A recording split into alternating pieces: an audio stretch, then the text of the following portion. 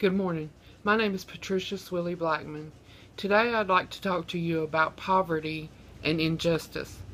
Poverty in itself is an injustice to an American citizen.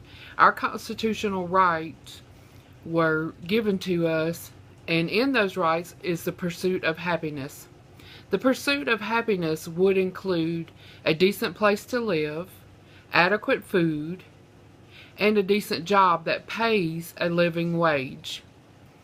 Our government has corrupt people in it that pass laws that enable people to basically steal from the poor.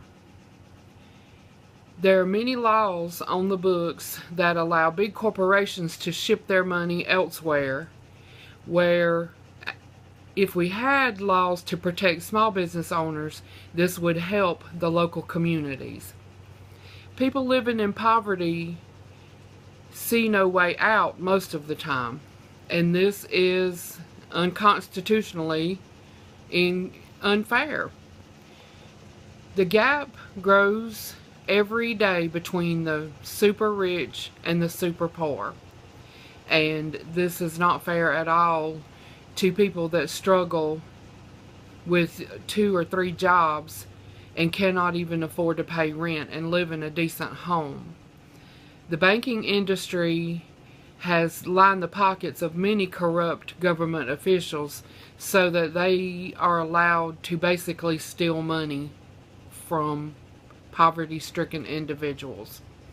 There needs to be some laws enacted that would help people in these situations. As Christians, we are taught many times to be humble and let Jesus fight our battles. But even Jesus got aggravated at the money changers in the temple and overturned their tables. It's time for Christians to stand up, elect officials that will fight for constitutional rights, and stop trying to keep poor people down. People living in poverty do not want welfare and handouts. Many politicians will try to tell us that they are lazy and they do not want to work. This is not always the case. Most people want to work, but they need to know that they are working for something for themselves. If they're working for a home that they can never own, they see no future in that. Women get caught up in the cycle of welfare where they are given free food but no opportunities to better themselves. When we talk about helping people that live in poverty, we're not talking about handouts.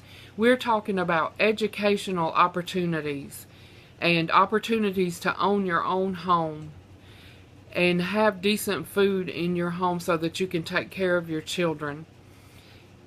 There needs to be daycares that women can afford to send their children to, where their children will be safe and taken care of. The issue of poverty and the church has been around a long time, and as Christians, it is our job to take care of people that live in poverty. It is not our job to offer them handouts, but it is our job to help them have a hand up so that they can get themselves out of living in poverty. As Christians, we may feel that we do not have much power, but we do. It is in our right to vote.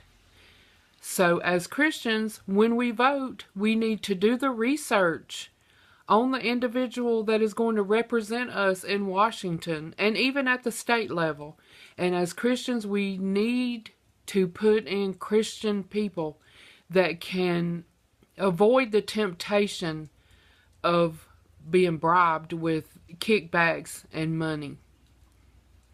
We need to have systems in place to help fellow Christians get up out of poverty and live a good life, which is in the pursuit of happiness.